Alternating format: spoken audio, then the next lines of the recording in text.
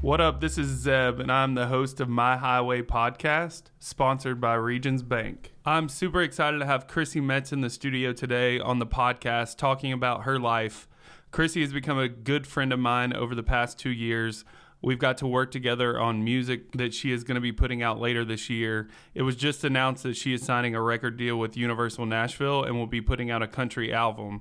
Chrissy is one of the stars on NBC's biggest network television show called This Is Us, and she also starred in 20th Century Fox's The Movie Breakthrough. Chrissy had the opportunity to sing a song written by Diane Warren on the soundtrack for Breakthrough. The song is called I Am Standing With You and has been recently nominated for an Oscar. Today we are going to touch on how Chrissy and I met, her acting career, and her love for music. What up, Chrissy Metz? Thanks for joining us today on the first ever My Highway podcast. Thanks for having me. I feel like My Highway's cherry has been popped. Is that inappropriate? Is my mama listening? No, mine is, but it's all good. No. She'll be fine. Please don't. She's heard worst. I bet she heard the worst and the worst. But I don't want her to hear that. No, well, too late. It's already. Okay. It's on I'm the. sorry. It's on the mic now. Oh, I'm sorry. Well, anyway, thanks for having me and my You're terrible welcome. behavior. Thank you. So tell us where we're at today, Chrissy. I know we rearranged some furniture to make this happen. Yeah, well, we are in Nashville, Tennessee, but I have chosen to Airbnb. Well, sometimes when people don't listen to the law, they get in trouble, and they get arrested, and they go to a place called a jail. I am staying across the street from a jail. Well, at least you know it's safe. Yeah, I saw the police officers, and I said to the Uber driver, "Oh, great, there's a police station." He said, "No, ma'am, it's a jail." So that's okay. Also known as the drunk tank, right? Also known as the drunk tank, which I think when people get a little wasted and a little lit, that's but what we want to say is it is close to downtown. It's close very to downtown. Convenient. It's very convenient. And there's safe. a lot of perks. It's safe. I put the umbrellas by the door in case somebody comes in. I can hear them fall on the ground, and I'm like, ready. You want to come for me and I didn't send for you, you know? So anyway, that's where we're at. So, well, I know everyone wants to know, and we've been talking about it all week. Yeah. I'm fortunate enough to let all the listeners know I get to work with Chrissy, not only on this podcast, but in the music front. And there's a lot of things coming for Chrissy Metz in the country music front and music and in general. So let's talk about what's in the news and what everyone's talking about right now. Yeah, what's in the news? I mean, gosh, I feel like I've peaked this week. Like there's a lot of really exciting things have happened. My Universal deal has been, sent out to the masses so everyone knows that I signed with Universal Nashville. And Diane Warren, who is, of course, a legendary songwriter, wrote a song called I'm Standing With You for a movie Breakthrough that I was in. And it was Oscar nominated. So now, fingers crossed, typically most of the nominees get to sing at the Oscars. So I think I'm going to be singing at the Oscars. I'm not sure. You're going to have a panic attack if you're performing? No, Okay, no, I'm definitely not going to. I mean, I'm sure I'll be nervous. I call it the puke or poop feeling. I'm sure I'll have that. As anything that you do that's important to you, kind of freak out a little, but then, you just learn to breathe through it, kind of ground yourself, and as we say, let go and let God, because and you always say you're best in uncomfortable situations, so you're going to kill it. Well, let's hope. Let's hope. I mean, I hope so. Yeah. So. So did you ever think when you were recording the song? I know we were friends and working together then. Yeah. Did you think that it would be here? Did you think the music video and the movie would get the impact that it did? I wasn't sure because it's a faith-based movie, Breakthrough. If you guys haven't seen it, please see it. It's not just because I was in it, but because there's incredible actors who are in it, and it's an amazing true story based on oh my gosh, this woman, Joy Smith, whose son falls through an icy lake and is pronounced dead for over an hour, and she literally prays him back to life. And of course, I mean, it's not all her doing, right? There's God and her higher power, whatever you might believe in. So, when Diane said that she, saw the movie and she was so inspired by a particular scene, I was like, oh, like this is amazing. But I didn't think I was going to sing the song. And Devon Franklin, who was our producer of the movie, who is incredible, was like, no, Diane, like Chrissy needs to record the song. And Diane's like, ugh, I don't know. She's another actor who thinks that she can sing. And Devon's like, actually, she can. So just let her try. So I went in the studio and literally Diane was like, I'm leaving because I can't lie to your face if it's not good. I'm like, oh, skirt, skirt. Listen, Diane Warren does not mince words. Like, she'll tell you about your behind. And she don't care. And I kind of love that because I felt like after she came back in and she was like, okay, all right, play the track. And I was like, should I leave? Like, can I don't know, maybe I should. This is weird. Talking about panic attack. Well, there it is. Yeah, right. I was like, well, that's the puke or poop, right? Anyway, that's not appropriate. Sorry, Mom. And Zeb's mom. So yeah, she was like, wow. Oh, like you can actually sing. And I was like, well, thank you. And I think she actually was genuinely surprised. And I felt like I wasn't on audition. Like, literally, I was auditioning for the song. And luckily, she was very surprised, pleasantly surprised. And so, yeah, I didn't think that, it's Diane Warren and she's a legend. If you guys don't know, there's incredible songs all over all over the world. But some of her hits, of course, are... We saw one on Monday night, didn't we? Celine Dion playing Bridge. Yeah. So, she's written Unbreak My Heart, I Don't Want to Miss a Thing, from Armageddon, which was also Oscar nominated. She's written, I think, How Do I Live Without You? How do I live without you? I'm sure everybody knows that one. And like one of my favorite songs from the Mannequin movie, maybe you're too young to know, but and we can build this thing together. Do you know the song? I know the song. I haven't seen the movie, but we're not going to talk about that. Anyway, it's like one of my favorite 80s songs. But she's written like every dang song. And she's been nominated for an Oscar 10 times. So I was like, if I break her streak, and it's not my doing, right? It's her song. I would be like, I was having anxiety about that. So luckily, thank you, Jesus. The song and I'm Sitting With You was nominated. So I'd never ever expected to happen. Wait, so we're gonna go back a minute. You said you laid the track in the studio and she came in and listened to it. Was that the only time that you sang on the track, or did you have to go back and sing again, or did they use that? No, they used like 98% of that. There was a couple things that we punched in. That's here what the there. pros do, Chrissy. Well, y'all. Don't doubt yourself. Oh, if you're singing the scratch track the first time through and it works like that, that's big time. Well, that's very nice. I thought I was just having a meeting. I didn't think I was actually even going to sing that day. And she's like, oh, why don't you just like lay some down while you're here? I'm like, and this is like, it's a beautiful space that she has in Hollywood. And I think, I don't know, I could be mistaken, but there are bullet holes in the elevator that are like bulletproof, because I think it was either Tupac recorded there or something. Like, it's really crazy history in that studio. Anywho, all that to say, that's for another day, because I want to learn all about that. Yeah, it's pretty fascinating. So, but she has 2 studios, but we were at the Real Songs place. So anyway. So now flipping forward to your own music. Yeah. Not that this isn't your song, but I know you're here in town and that's what you've been doing for the past year and a half. And I've had the pleasure of helping you book co-writes and Wait, does anybody know our story, Zeb? I don't know. Zeverino Lester. Let's just go back. I was here at my agency. I was having a charity event, and I was with my lit agent. Shout out Kate Hoyt. Hey. And we were the only all women's team of this beer pong charity event that the agency puts on. And so we went to Red Door. And here comes this like real tall guy looking all kinds of intimidating. And I was like, oh God, is he another fan? Oh God. Come on now. It was not like that bad. No, it was not that bad at all. I'm kidding, only because he's right here in my face. No, but a nice gentleman walked over and he's like, hey, I don't know you, but my friend is a big fan of the show. Can we buy you a round of drinks? Please call him out for being a fan. Ray, my little Ray Fulcher. Here's the thing. I feel like Ray is such a big catalyst for our relationship. Because he's the reason for our relationship. He's the reason. I don't tell him that all the time, so hopefully he doesn't hear it on here. But I hope he does hear truth. it. I hope he does hear it, because he deserves it. He's one hard-working, talented guy. Is the nicest man, and he's a little easy on the eyes, ladies.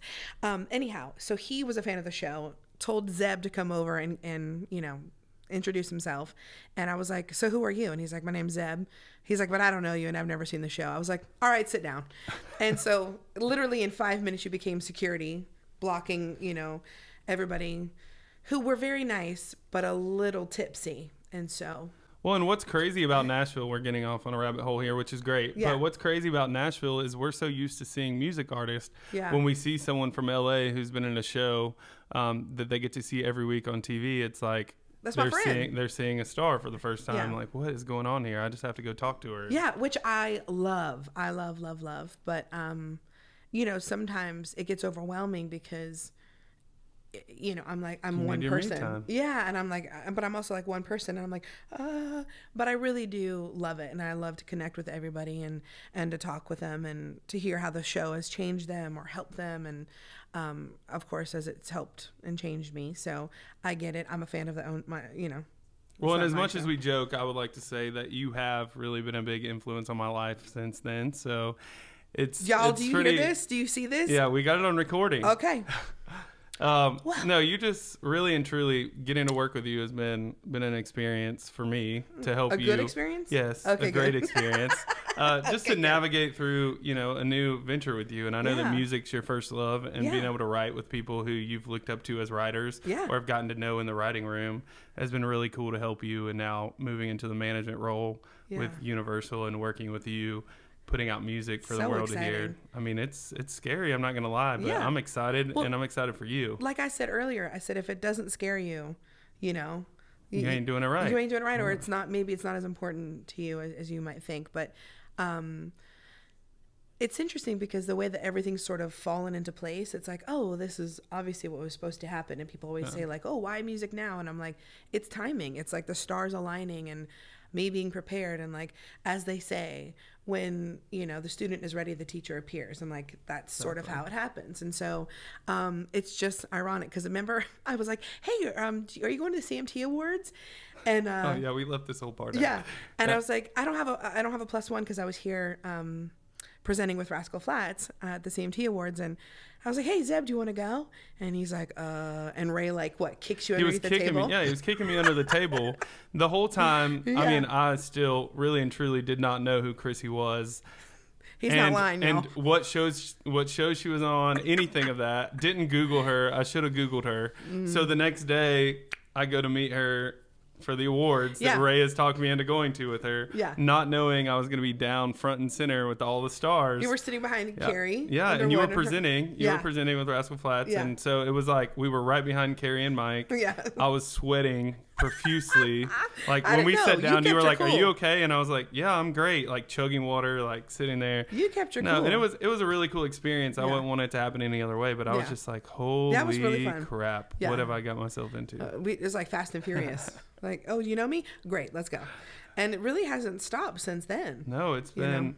Talk a little bit about the writing room and like the experience writing, because I know that that's something that I feel like people who don't live in Nashville or don't write themselves don't really understand or can wrap their head around. So what happens in that process? I think it's one of the most magical things ever to have 3 to 4 people go into a room that may or may not have known each other prior to, and in 4 to 5 hours have a song that never existed of, literally a song that could change millions of people's lives, if not your own.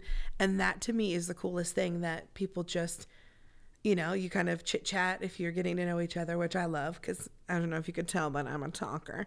And you just get to know each other and sort of share, it's a very vulnerable space. And some people I think are more receptive to the vulnerability, and some people are like, oh, okay, because I wear my heart on my sleeve. So I'm like, look, I don't care if we talk about XYZ. I don't care how deep we go. Like, I want to talk about it all.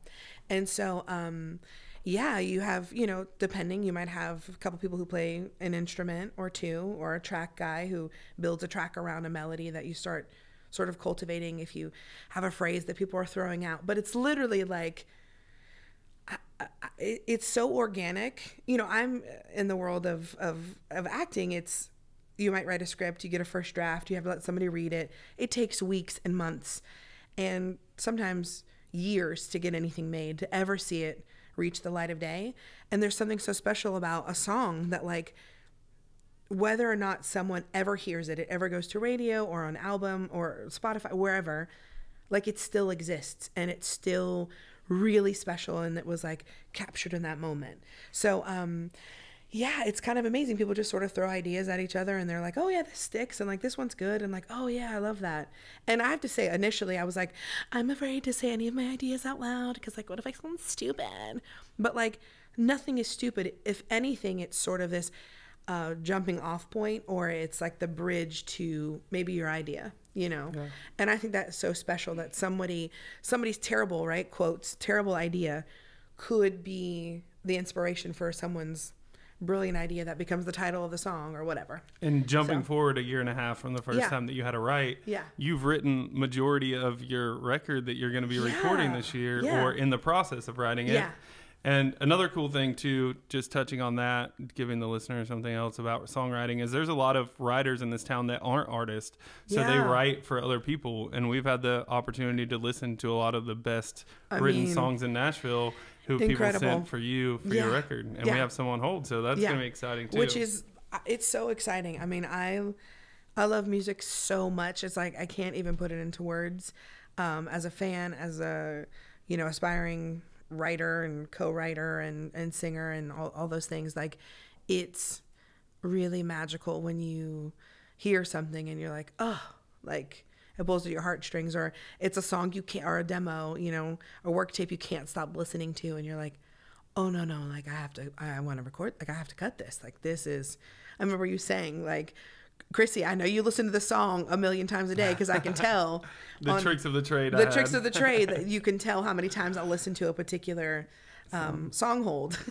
Which is another inside note for those listening is that so my job when I'm not managing Chrissy or managing the artists that I work with is pitching songs that our writers wrote for other artists. And one of the things that we do is we have a software on our computer that we can send a link of songs, and you can actually see who's opened it, how many times they've listened to it, when they stop listening to it. So Chrissy didn't know that, but also I didn't know that I had turned that on because just by habit I turn it on, and every morning I wake up and there's like, Chrissy Metz has listened to this and this, like 18 emails. times. I was like, here we go. But no, it was awesome. It's a way for us to tell, but also it was a way for me to see what was resonating with you without you even telling me that, and a way to find more songs. Secrets. So it was a little sneaky, but it worked. Okay. Now you know. I think it's very authentic, right? Like, yeah, it is. I could say, oh yeah, listen to X song. And sometimes you don't even realize you do that. Yeah. Like I send myself links sometimes, and then I go back, I'm like, dang, I listened to that 20 times. I didn't know I listened to that song that much. But that's what I do, like for anybody who cares. If I have a song or a particular album that I love, I will not stop listening to it. Like right now, Pushing Up Daisies, like Brothers Osborne. Give them a shout out. No, I know you. Brothers Osborne, like that song to me, I don't know how many times a day I listen to it. It's incredible though. So it's perfect. But that's what I do. Like I obsessively listen to a song or a particular album or whatever. Do you guys know First Aid Kit? Have you heard this band? They're Swedes, I believe. I have not heard of this band. Incredible. Two girls. They actually did a tribute to Emmylou Harris when she received the Kennedy Honors. Oh Lord. And they wrote a song called Emmylou, and it's so, anyway. So talking about an icon. Hello, somebody. Yeah. They sang Red Dirt Girl and Red Dirt Girl. Every time I say that fast, people are like, what did you just say? I need to enunciate. Anyway, I've been obsessed. I've been obsessed listening to, speaking of albums, I want to talk about some albums from 2019 maybe that were inspirational to you. What were you listening to while preparing yourself, knowing that people were going to hear that you were doing music and you were writing, a couple of times a month? What albums inspired you to like continue on the journey or just everyday life? Like what were you listening to? I listened to Maren Morris's album, which I just love. Helen Beck, The Bones. She was singing The Bones all day today, so I knew that was coming. Yeah. I also listened to Natalie Hemby's album Puxico, Where She's From. If y'all don't know that album. Oh, I know it. That's good. And High Women. I love that. There's a song titled High Women. It brings me to tears every time don't let me think about it. It's so powerful. It is so powerful. What about childhood though? What did you listen to? Oh my gosh! Because we're completely different. Yes. Just so everyone knows. I know the songs, but I don't know the artist most of the time. I mean, I listen to everything from Stevie Wonder to the Temptations to the Staple Singers and Mavis Staples, and gosh, I loved Alison Krauss. Like I love Otis Redding. I love Motown. Love me some Motown. And of course, the Whitneys and Mariah and Whitney Houston, still like one of the best vocalists I think that will ever have graced this earth. And golly, but like the Doobie Brothers. I mean, just like everything and anything. I love the Beach Boys. What else did we listen to as a family? Billy Joel. Okay, as a family. Yeah. Where did you listen to music at as a kid? Do you remember like places? Yeah.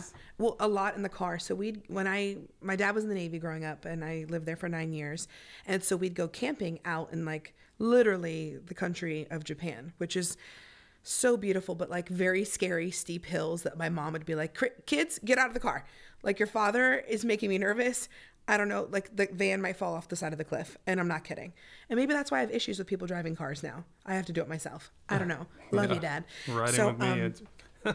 I'm like, Zeb, safety first, kids, and I mean that.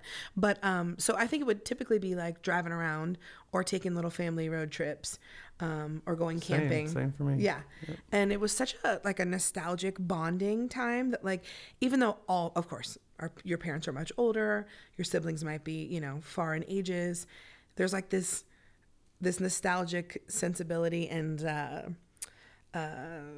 just kind of like a time capsule of that period of your life that is so special when you think about it. Like, oh my God, this like defined my, summer between 6th and 7th grade or whatever, whatever it might be. So yeah, typically, or at parties, like my parents used to get down. See, my dad loves to dance. My mom hates the attention. So it's like, cute. She'll do it for him, but most of the time it's him out there doing it on his own. I probably pay money to see your dad dance. First of all, I can't wait to meet him. Yeah. Cannot. But yeah, like they'd always have parties, and when I think you're in the military, it's a very social, bonding sort of career. And so yeah, you got to get up to get down. So we do a lot of dancing and stuff. So flashing forward to your music coming out for the world to hear, how would you describe the music that you're making for the listener? I hate that question. Expect? Oh, but no, Zeb, it's not you, it's me. It's me, guys. It's so hard to sort of put it into a box because I have been influenced by so many.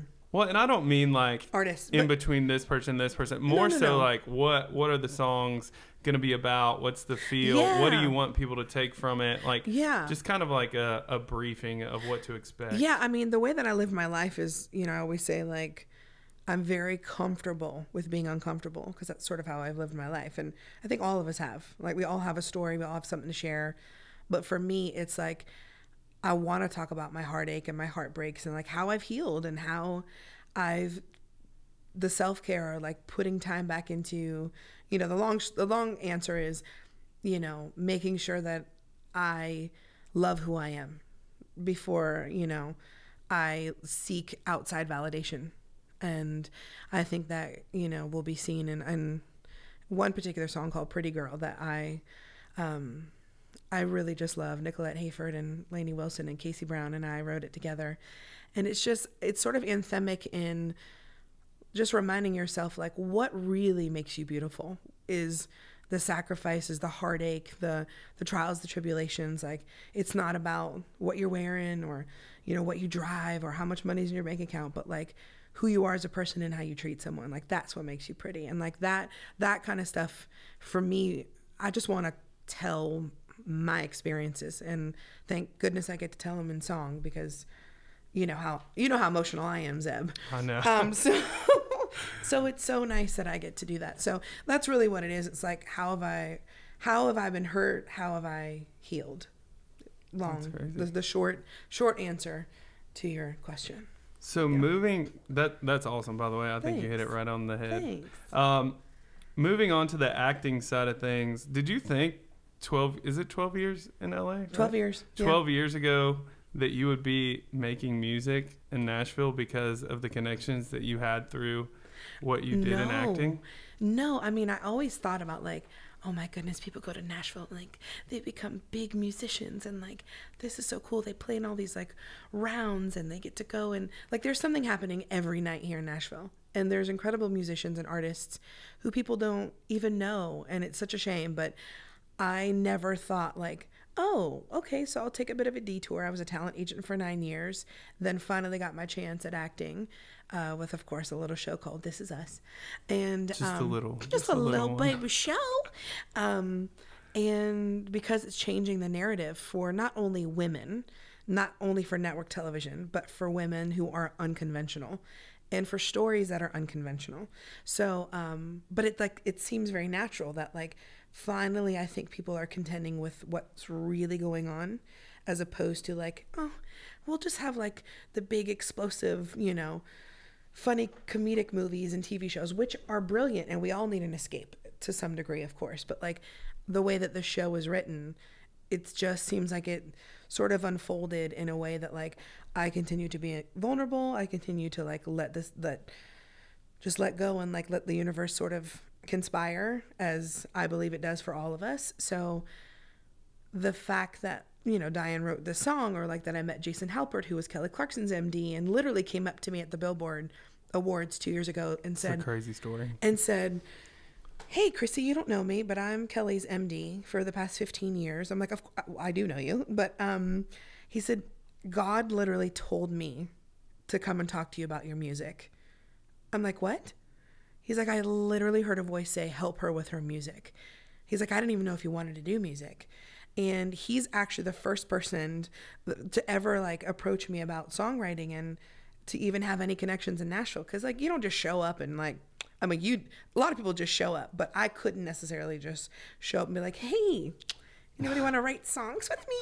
Just show up at your table like I did. Yeah, Hey, yeah. You don't know. By the way, to redeem myself, I'm caught up on This Is Us. Hot dog. It's a great Zeb. show. Well, I take it back. I'm not completely caught up. I didn't watch last week's episode or this that's week. okay. It was I this haven't week. even seen it. Tuesdays. Yeah, so I'll catch up on that after this. But Okay, good on yeah, you. I'm on it and I love it and I love everyone on it. Yeah, and I mean, it's just so special because it's really, I mean, as we always say, it's sort of like a blueprint of like, how do I handle life? The ups and downs, the ebbs and flows, the in between. We deal with paternity issues and weight issues, race, sexuality, miscarriage. I mean, everything. We really run the gamut on life. And it's in such a natural, real way. Yeah. I mean, it's like, Yeah, and it's you not get lost in contrived. the show. I Yeah. mean, I know you personally, and sometimes I don't even think about it being you on the show because it's such a good line. I mean, I'm hooked. I love that. So Ray, thank you. Yeah, again. thank you, Ray. Love you, poo poots. But so Jason Halpert, he actually was like, well, I'll set up some rights for you. Have you ever done that before? I was like, no, but I want to. And my first write in town was with, wait for it, everybody, the one and only Natalie Hemby. And No big deal. No big deal. And Daniel Toshin, who worked, both of them worked very closely with Casey Musgraves on Golden Hour, which that's another album. On my book tour, that's the only music I listen to. I think Donnie, my best friend, as some of you guys might know, Donnie Barry, my best friend, he was like, you're not going to listen to anything else? I'm like, no, I'm not. So anyway, that was my first write, and everyone's like, that's your first write in Nashville? I'm like, yeah. And they're like, oh, excuse me. I'm like, no, it's not, no, like, I'm so grateful. And, so anyway, of course, how any town works is networking, and got to work with some other really great, singer-songwriters and artists, and started a year and a half ago just coming to Nashville on my own dime. Whenever I had off from work, if I had a long weekend, if, there was a break or if a holiday, I literally have been Airbnb-ing it, y'all. So I've just, I think because the Oscar nomination came out and then the article was, many articles were reading, oh, Oscar nomination, means record deal. I know you want to clear the air on this one. Yes, I just do, guys, because, you know, and I know some people like to say some things on the internets, and I appreciate y'all's time. But, you know, some people are like, why does she want to try to come to Nashville? And what is she, you know, what is she doing? Just getting a piece of the pie, Chrissy Metz. Yeah. Let me tell you about the pie I'm getting. I'm going to the store. I'm purchasing my own ingredients. And I'm deciding how I want the pie to be made. So I'm not waiting for somebody to say, oh, well, do you like this pie? Do you want a piece of this pie? Should we cook it?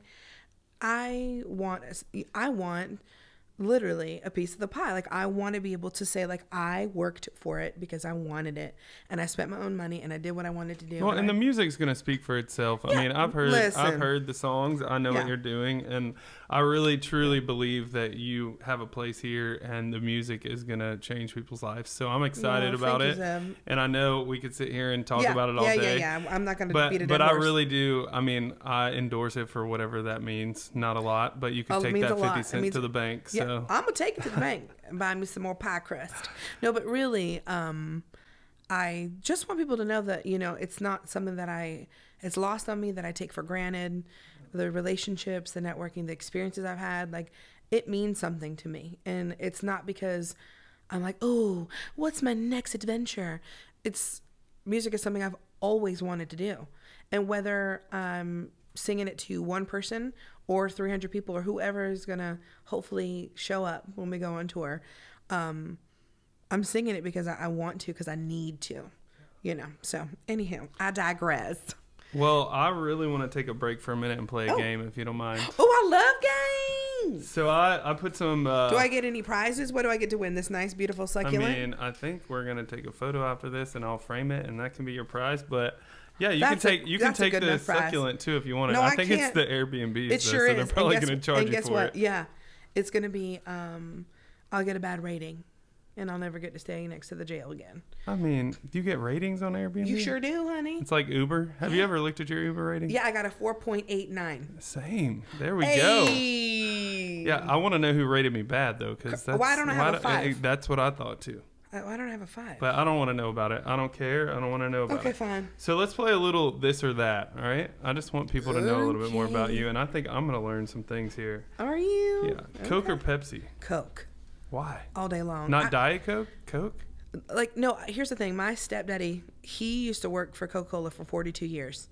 And so we always had Coke products, and Fresca is my jam. See, I didn't know that. Oh, yeah.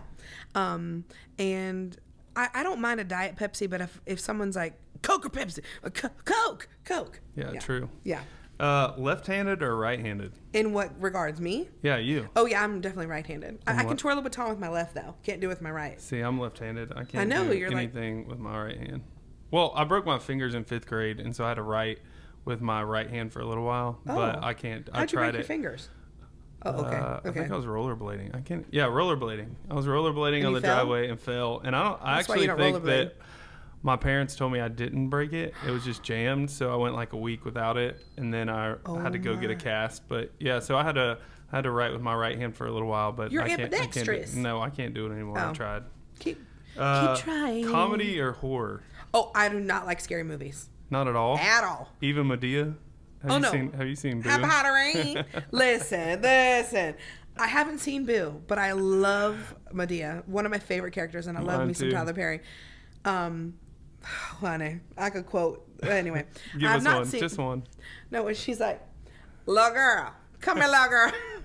He said, "Ella, where you at?" She said, "Right now. You up in the closet?" Like, you don't understand how much I love Medea. Anyhow, I haven't even watched Boo because I think it's too scary for me. It's not. You should watch it. Okay. I want to be there when you watch it. Okay, great. Okay, movie night. Also, just a side note, Chrissy can impersonate pretty much anyone I've ever met, so it's pretty great. People are incredible and fascinating to me, and I love to just listen to accents and cadence of a voice and stuff. So I appreciate that, Zeb. You're welcome. Oh, and for those of you who don't know, a little shameless plug, I play Mei Mei on the Kung Fu Panda series on Amazon Prime. So if you want to check that out, the character's Mei Mei. She's super cute. What does she sound like? Is that her voice? Oh no, it's just me. Oh. It's just me. Well, dang, I was hoping we were going to get something extra. No. All right, ready? I'm Boat or extra. plane? For what? To ride in. A boat or a plane? What would you prefer? to like, am I going somewhere I far? knew this was coming. You know, I analyze everything. Yeah. Well, explain, because I know the boat thing. Here's the thing. I can swim, and I'm a good floater. However, it's one of those things where, like, how fast are you driving? Where are you going? And the hell's in the water. You know what I'm saying? So I'm like, but then I think about an airplane. Although that is the safest form of travel. If I need to get somewhere in a timely manner, I will say the plane. A boat is just for chilling, right? On a pontoon. But what I don't like about a plane is I feel like I get sick every time I fly. I feel like it's just like a tunnel of germs. Well, yes. I don't wipe. I should wipe it down, but I don't. Normally, I sit next to the woman who's wiping everything. I'm buying you some wet ones. Let me tell you something. Last time I was flying over here, I sat in this guy's seat, and I prefer the window. I don't know how y'all feel. I do too. No, I do too. Yeah. Until I got to go to the bathroom, and then I have to disturb somebody, and then I feel all kind of bad. But so this guy, he was like, "Oh, you're sitting in my seat," and I was like, "Oh, you don't have the window? Most people will fight you for the window." He's like, "No, I want the aisle." I'm like, "Okay." So well, I wiped down your seat and everything for you. He was like, "Oh, well, thank you." And then I didn't even wipe my own down. For shame. That's okay. I was being of service. You didn't get sick though, did you? That was a good thing. Yeah, you helped someone out, so you didn't get sick. Hallelujah. But what you need to do is bring some wet ones around and wipe it on down, wipe it on down. And I'm telling you, it will really help. And you don't like the water that much. You don't like what's in the water. You're worried about that. When you're on a boat? Yeah. First of all, y'all, let me tell you something. Because we're going to Key West. We're going to Key West this year. The water is clear. And I already brought up about going on the jet skis. And you said, what'd you say? I said, if I can't see the bottom and I can't touch the bottom, my bottom ain't going on jet ski. You know what I'm saying? Because I can't chance it.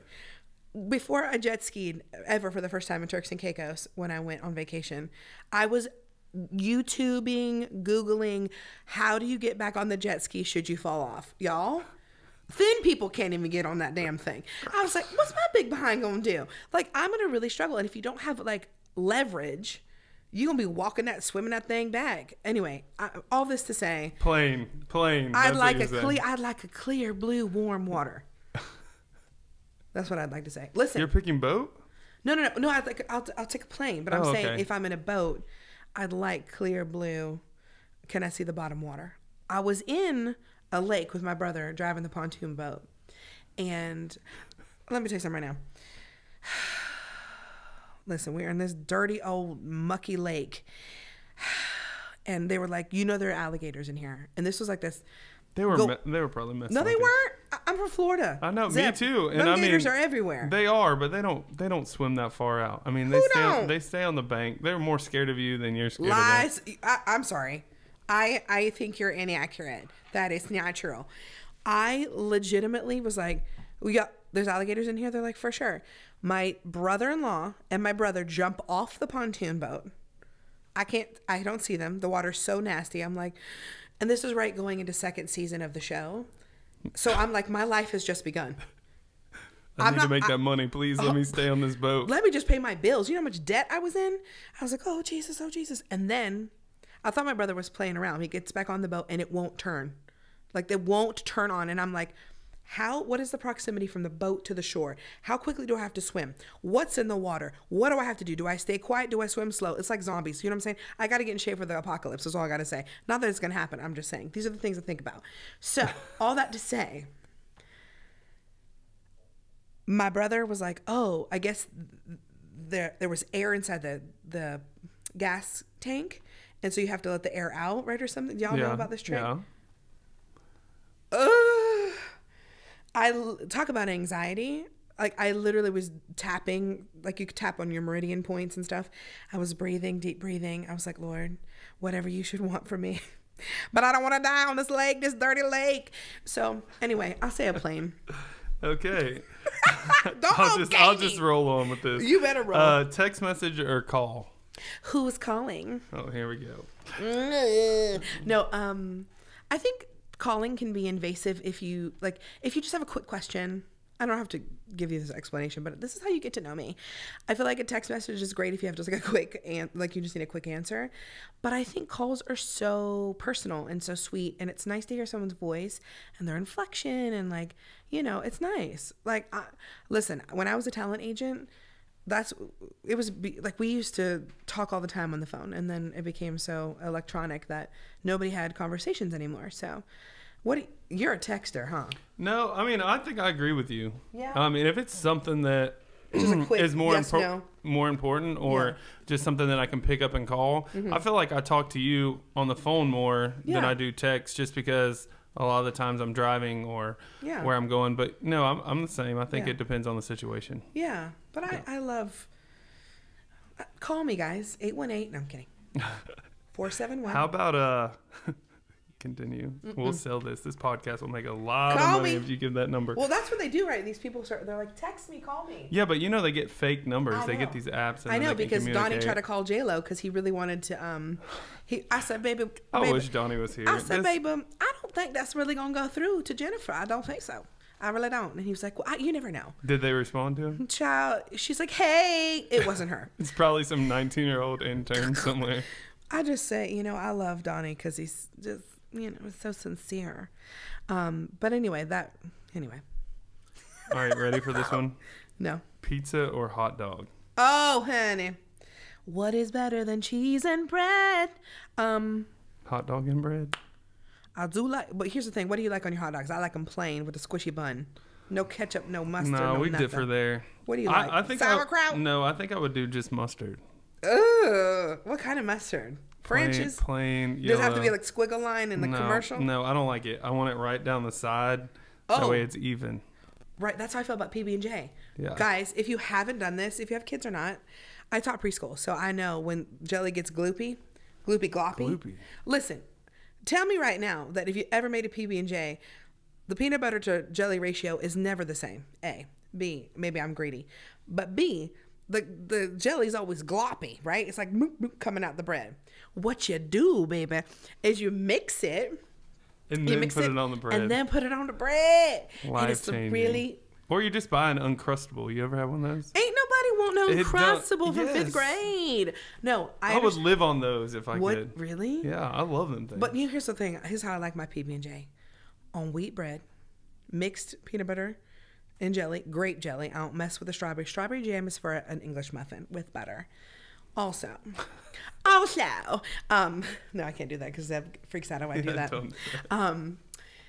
Also, I like it with a pretzel or an Oreo cookie. That's a perfect picnic snack. And you cut it down the middle, don't you? No, triangle. Yeah, that's what I mean. Well, no, that's the middle. Yeah, not the middle. Diagonal. Yeah, diagonal, so you can open it up. Yeah, you open it up, and then you put the Oreos and the pretzels right there. I think I saw you did something really? with that. Maybe it was the new magazine video, Oh, yes, because they asked, how do I cut my sandwiches? They did. That's where I saw that. Sam, you're listening. Thank you. Yeah. Also, I don't know what it is. There's not really anything small about me, but my head, it feels like I never can fit headphones. Even when we're in the studio, they're like always too big.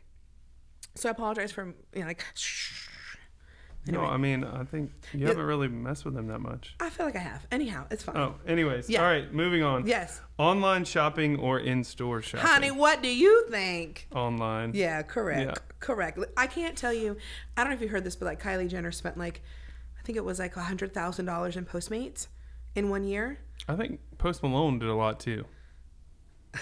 We're not going down that rabbit hole. No, I shouldn't have said that name. Austin Post. I honestly love you. No, seriously though, I don't know him, but I think I do love him. No, but here's the thing. Postmates is super convenient. Also, why hasn't Postmates done something with Post Malone? Get on that, y'all. Does he need an endorsement? Doubt it. No. Also, I Postmates all the time because it's convenient as heck. And Amazon Prime, this is not a plug. It's just shameless. I buy so much stuff online because either I'm not home or going out, becomes like an event and you have to sort of carve out time. Anyway. Well, and I've gotten in a bad habit of using Amazon Prime too, because they link your credit card, so it's just like as soon as you put it in the cart, you open it up, it's like boom, whether you want it or not, you just bought it. Yeah. And then you forget what you bought, and it shows up at the house. It's like a gift. But yeah, it is kind of exciting. Yeah, sometimes. Until you're and then sometimes you realize how much you spent. Funny story. That's a whole different story. Yeah, I know. Funny story. I bought a what's she called? The vacuum? No. I thought you were. Cornhole. I bought cornhole, right? And this big old box comes, and Donnie's like, "Chrissy, what did you order?" And I'm like, "That's not mine." And he's like, Chrissy, it's not mine. He's like, what is it, a headboard? And I'm like, I don't know. It's not mine. I was adamant. I was like, I didn't buy nothing. That ain't mine. Sure enough, it's cornhole. And it's mine. So, yeah, just to prove your point. All right, 2 more. Okay. Cups in the cabinet. Upside down or right side up? Right side up. See, dust, all kinds of crap's going to get on them if you put them up. What about you got a dirty platform and you turn them upside down, they're going to get dirty too, and on the lip. And yeah, also, but it's your cabinet. You should. But who doesn't clean their cups before they put something in it? Don't you wipe it out? No. Oh. Guilty. Guilty as charged. All right, last one, which you know mine, but gum or mints? It really depends on what's going on, guys. Or you just buy a ton of both and eat them. Yeah, I can't choose. That's when you know you got money, when you can have multiple mints and gums in your life. But that's not true because I'm not made of money and I have a lot of mints. Well, people spend money on what's important to them. True. I like gum if I feel like I've eaten and I've got a little something in my teeth or something. Mints is like when you don't want to be rude and like chew. You know what I mean? Because I think chewing gum is like, it's just not convenient. And it hurts my teeth after a while, I think. It actually tightens your jaw. Singers, vocalists, people who are Coming speakers. with all the knowledge. Chrissy Metz with all the knowledge. It tightens your jaw. Oh, and shout out to Amy Chapman, guys. If you're in LA, she is incredible. She does a larynx and vocal massage. And she like loosens the jaw and all the muscle. She's incredible. Amy Chapman, y'all visit her. VoiceLab, I think, .com. I'm just saying, she's incredible. Okay, that's it. I'll stop talking. All right, so we're gonna change it up just a little here. This is a question that I'm just curious about, and I think people will really enjoy it too. Zeb, I think that's inappropriate. Just kidding. No, I was like, wait, what did I say? Did I say something bad?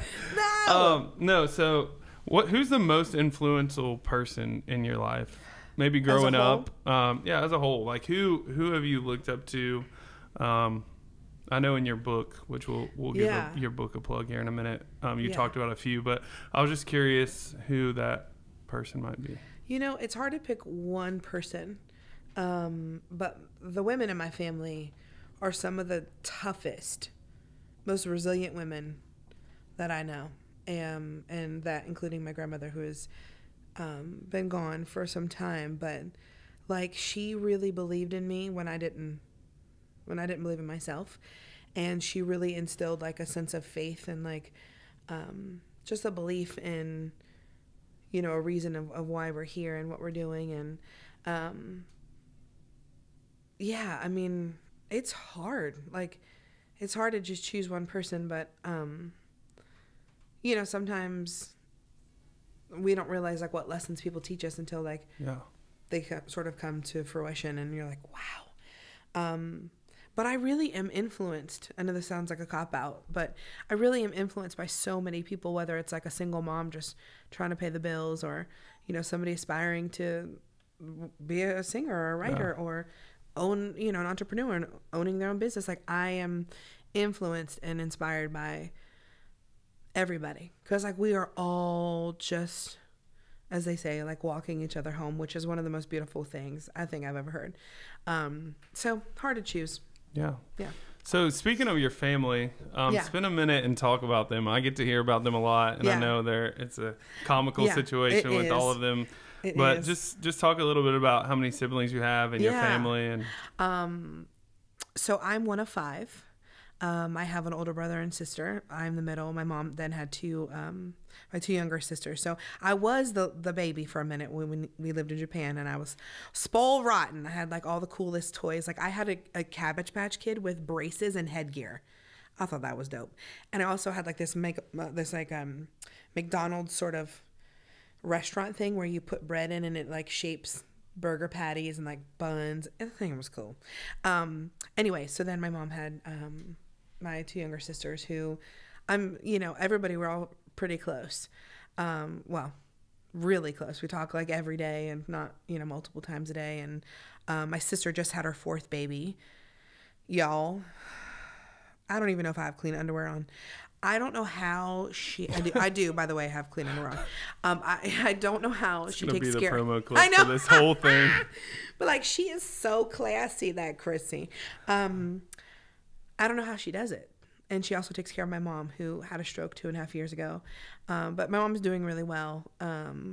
Yeah, she just sort of does it all. And then my oldest sister, she's sort of matriarchal in the sense of like she sort of took care of us for a long time. And my mom, I mean, talk about humble beginnings. There were times, and to sort of piggyback on when you brought up my book, that my sister oftentimes didn't go to school because she needed to babysit us, and didn't get to do the things that she necessarily wanted to do because my mom couldn't afford daycare, and my sister would stay home and watch us. And times that my mom wouldn't eat because there wasn't enough food to go around or enough money to pay for the food. And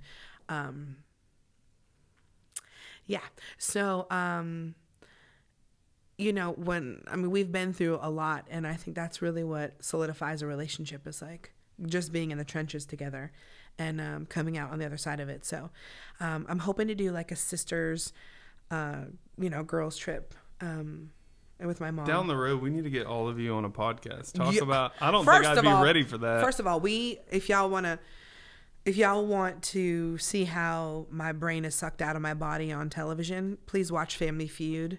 We were on Celebrity Family Feud. I have not watched that, but I'm going to watch that. Let's just say Steve Harvey was like, what? Like he couldn't understand why the hell I responded that way. And frankly, neither could I. So my brain was literally sucked out of my body trying to answer some questions, which I thought I was going to be good at. Anyway, I haven't lived that down. I think we need redemption. But anyway, yes, my sisters. If you think that, like I always say this, but like I'm the tamest of my sisters. If that means anything to you. That's scary to me is what that is. Like I'm like the diplomat. I'm sort of like,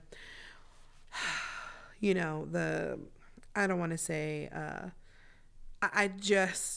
I'm obviously opinionated, but they will tell you about your behind and have no qualms about it. And I'm like, well, guys, listen, I think she said this because of that. And I really think that she meant that. You're the justifier. Yeah, I'm the diplomat. I'm like trying to fix it. Yeah, for sure.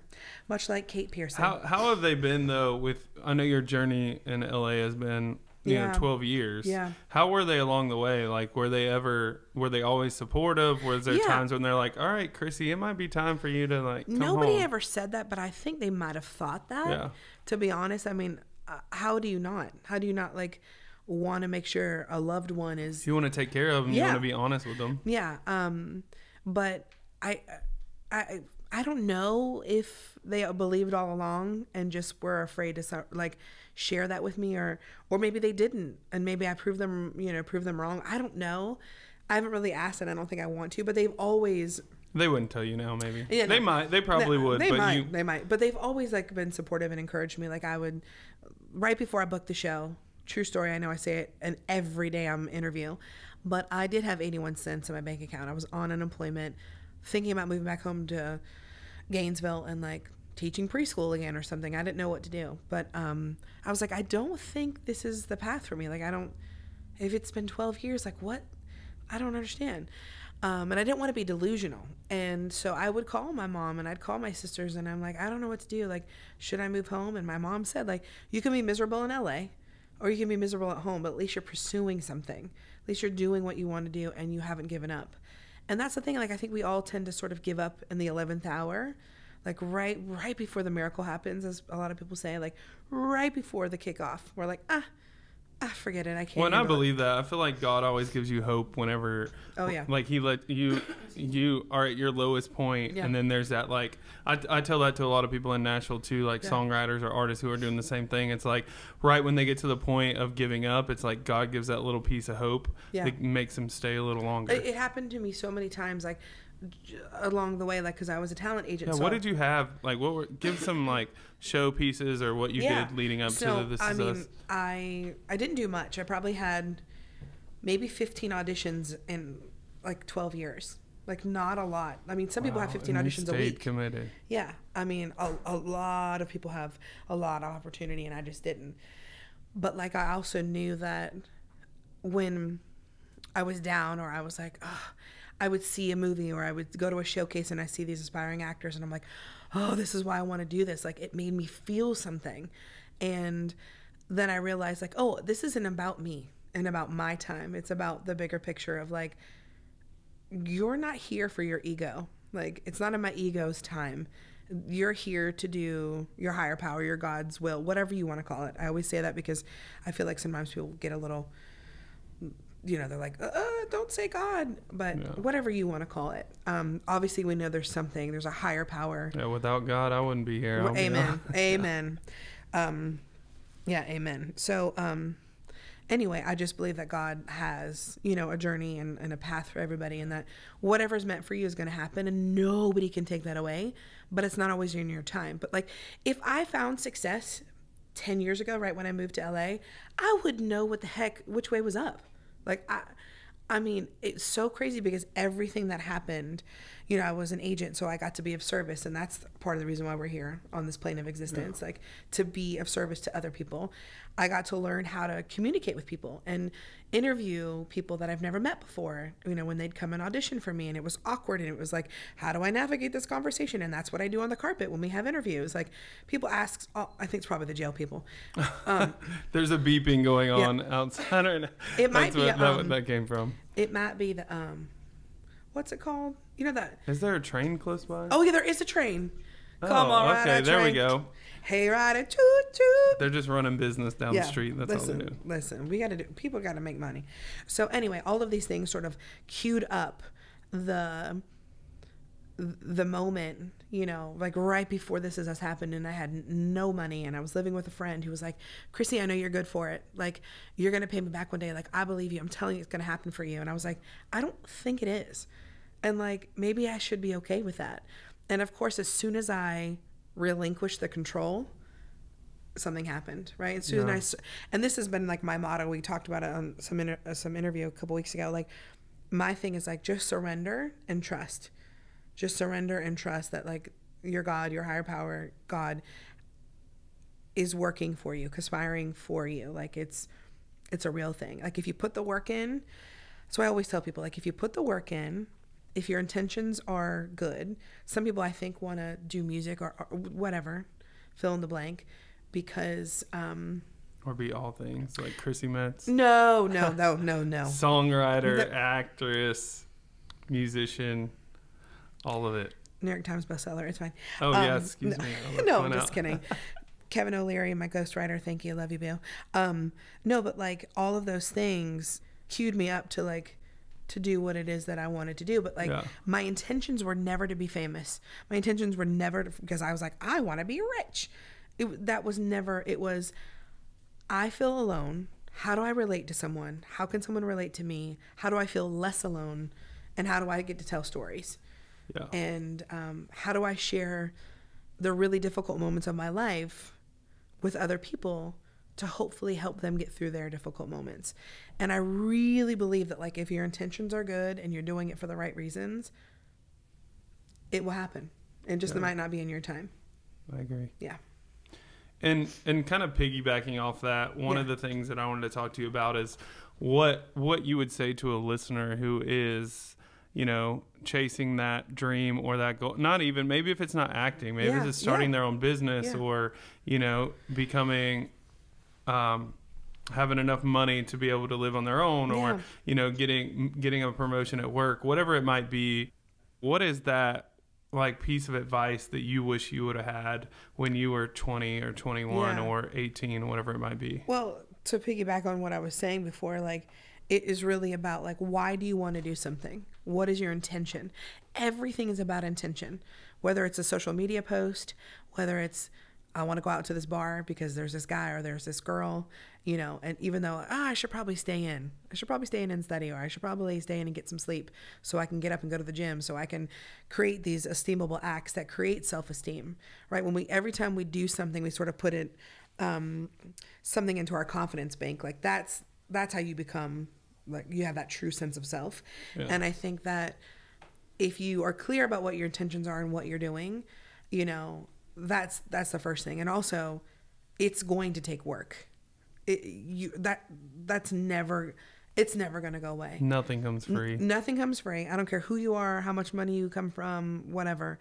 Nothing comes free. You all have to work for it.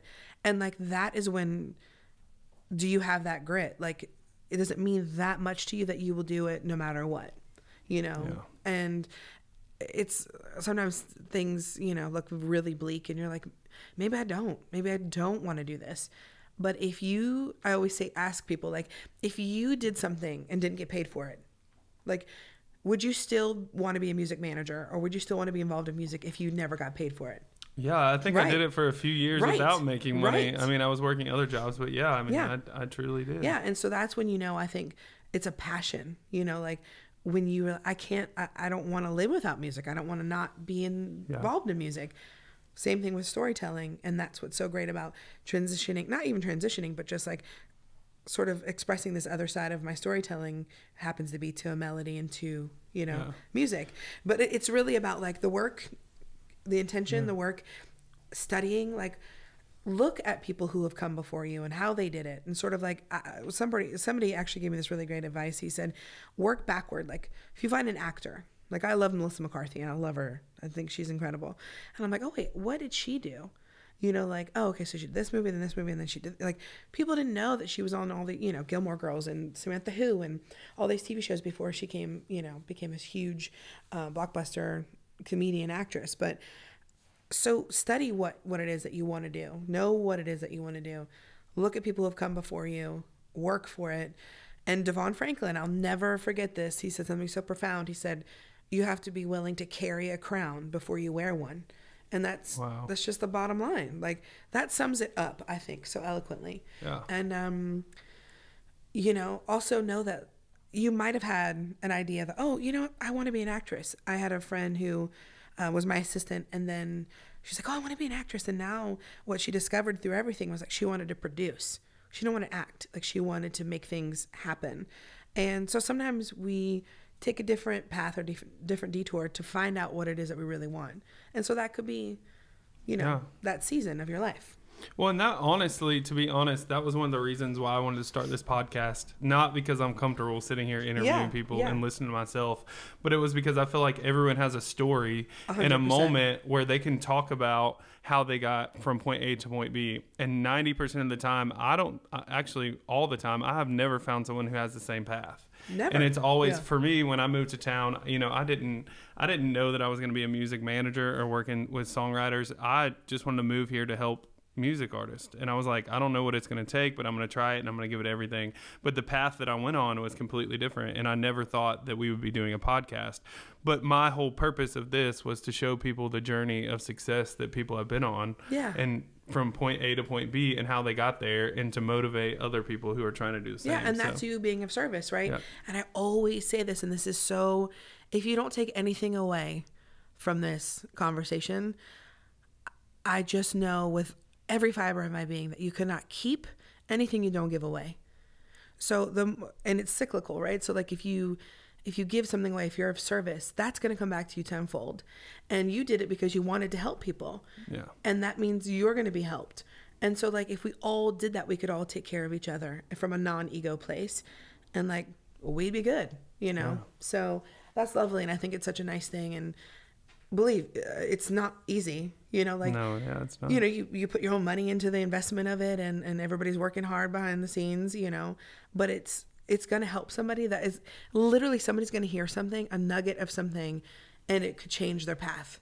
Yeah. That is so special. Like that to me is so crazy and so wonderful. So I'm glad that you're doing it, and thanks for having me talking. Well, thank you for coming by today. Of course. Not coming by. We came to you in this nice Airbnb. My jailhouse rock. But no, seriously, thank you. I know we've been working together a lot, and so for you to take the time to do this and be the first one, not knowing what this podcast is going to be like yet, you're kicking it off, and so thank you for coming by. How can people find you? They can find me. No, just kidding. Or follow you. Let's say. Yeah. We don't want people coming to your house. You don't need to come to my house. I mean, if you want to, you could find me, of course. In St. Louis, rolling on dub. No, on Instagram or Twitter. My name is Chrissy Metz, CHRISSYMETZ. Sweaty balls. No, seriously, at Chrissy Metz on the old gram and on the Twitters. We're going to have to put the exclusive sign next to. Well, here's the thing, y'all. It was on SNL. People have heard it before. True. Okay? And y'all, if you go to my Facebook, this is a true story. I'm just going to leave you with this. the old Facebook company. I want to talk to Mark. The Facebook has said that I'm an imposter of Chrissy Metz. Not once. Not once, honey. Not twice. But 3 times, lady. 3 times they thought that I was an imposter. We've had to call in the heads of Universal. I'm going to call Mark myself. I'm going to call him. I just feel like I appreciate the time, the energy, and effort. But it's really me, guys. So anyway, if you try to follow me on Facebook, Chrissy Metz Official on Facebook for right now. My personal one, I don't know what's happened. But I am myself. And Instagram, Twitter, at Chrissy Metz. Sweet. Well, thank you again for doing this. Of course. It's my pleasure, really. I can't wait for the music to come out. I'm excited to see what's coming with the new acting roles and everything you have going on. So thank you. Yes. Oh, we didn't even get to talk about the movie that I sold to Amazon. We'll have to do a second take when that comes around. Yeah, for sure. Give a plug for it real quick. Yeah, I met a woman at my book tour who had a book that she wrote about summiting Kilimanjaro at 300 pounds. And I mean, you have to understand, like, major athletes don't ever summit Kilimanjaro, and it's such a mind game. You travel 5 climates through 8 days.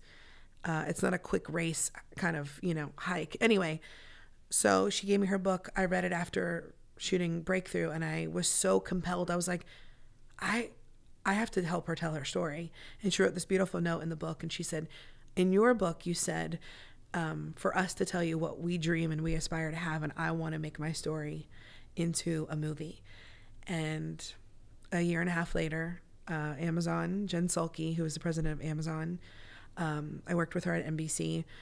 They decided to buy the film, and we just hired a writer, and so we're looking for a director, and hopefully we're going to get it done pretty soon. So it's exciting. Can't wait for that. Super exciting. So you can find Chrissy on all the socials. You can find her book, This Is Me, anywhere that books are sold. And you can download the audio version and listen to her on that. Yeah. You can see her on This Is Us. You can see her on The Breakthrough. And you can hear her country album coming later this year. That's right. Thank you, Chrissy. Thank you, Zebs.